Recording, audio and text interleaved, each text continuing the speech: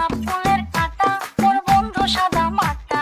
আজকে আমি তোমাদেরকে নিয়ে যাব সাভারের এমন একটি গ্রামে যেটা সবাই গোলাপ গ্রাম বা রোজ ভিলেজ নামে চেনে।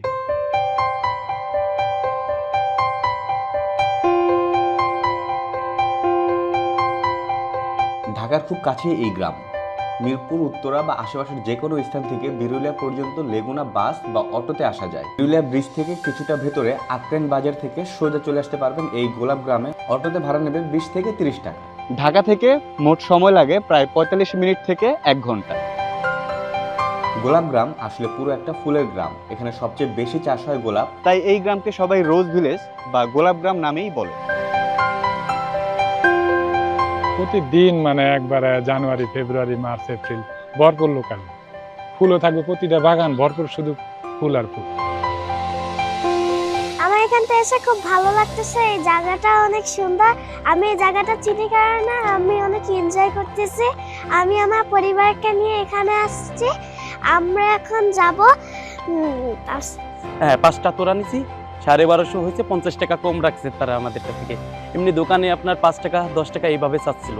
তা আমরা চিন্তা করলাম যে বাগান থেকে কিছু তোরা নেওয়া যায় কিনা, আমাদের সাথে মিলে গেছে, আমরা নিয়ে যাচ্ছি। ঠিক আছে। এখানকার মানুষের জীবিকার বড় অংশ হচ্ছে ফুলের চাষ আর ফুল বিক্রি।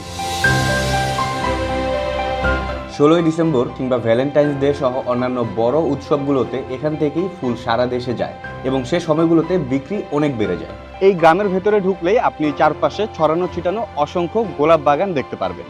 ফুলের গন্ধ, গ্রাম্য পথ আর নরম আলো সব মিলিয়ে জায়গাটা একদম শান্ত আর সুন্দর। গোলাপ গ্রামের সব থেকে সুন্দর দিক হচ্ছে একই সাথে আপনি প্রকৃতি এবং ফুল উপভোগ করতে পারবেন। চাষিরা বাগান থেকে ফুল কেটে বাছাই করে বিকেলের মধ্যে বাজারে পাঠানোর প্রস্তুতি নেয়। এই গোলাপ ফুলই এই গ্রামের মানুষের জীবিকার অন্যতম আয়ের উৎস। এখানে ফুলের চাষ হলেও ফুলের আসল বেচাকেনা হয় পাশের এলাকায়, মুস্তাপাড়া ফুল মার্কেট। চলুন আমরা একটু সেই মার্কেটটাও দেখে আসি।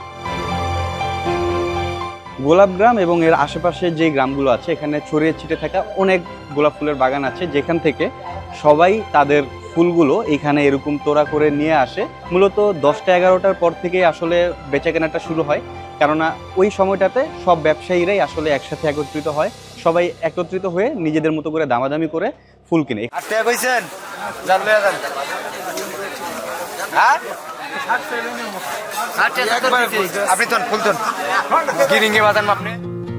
একদম ফ্রেশ, টাটকা এবং সুন্দর স্মেল ছড়াচ্ছে গোলাপ ফুলের স্মেল। এই ব্যাপারটা একসাথে দেখতে কিন্তু খুবই সুন্দর লাগতেছে এবং আমি সত্যি এই জায়গাটাতে এসে খুবই সারপ্রাইজড হয়েছি, কেননা এটা একটা গোলাপ ফুলের মেলা বলতে পারেন আপনারা। বিকাল টাইমে কাইটে আমরা এই মার্কেটে আনি। এটা 3 রাস্তার মোড়। এই ফুল এনতে আবার আমগো এলাকার কিছু ব্যাপারী কিনা নেয়। বেশিরভাগ শাহবাগ যায়, আগারগাঁও যায়। রোজগার কি মানে মনে করেন ওখানে আগের মতন ব্যবসা বাণিজ্য, তারপরে রিজিকের মালিক আল্লাহ। আমি চাষ করি প্রায় 20 বছর। এখন যারা কাটতেছি ওই যাতে শাখা ফুল বাড়িতে প্রায় 1-1.5 মাস লেগে যায়। একদিনে অনেক রকমের ফুল কাটি, মানে বাগানের দর কম তো এখন 2000, 3000, 1500, 1000, 1200 এরকম। শীতকালে ফুল বেশি ফুটে, তাই দৃশ্যটাও তখন আরো অনেক বেশি সুন্দর লাগে। এখানে ঘুরতে চাইলে সকালটা সবচেয়ে ভালো সময়। তবে আপনি যদি বাগানের ভেতরে ঢুকতে চান অবশ্যই বাগানি বা মালির অনুমতি নিয়ে নেবেন, কেননা অনেকেই অনুমতি ছাড়া বাগানের ভেতরে ঢুকে ফুল গাছ এবং ফুল নষ্ট করে। হ্যাঁ, বাগান নষ্ট করে। দেখেন না যে বেড়া দিছি মানুষের জন্য। তো বেড়া না থাকলে বাগানে একবারে মানে নষ্ট করে শেষ দিয়ে দেবো। কেউ যদি বাগানে ঢুকতে চায়, ছবি তুলতে যায়, একজন আমরা 50 টাকা করে রাখি বাগানে ঢুকে।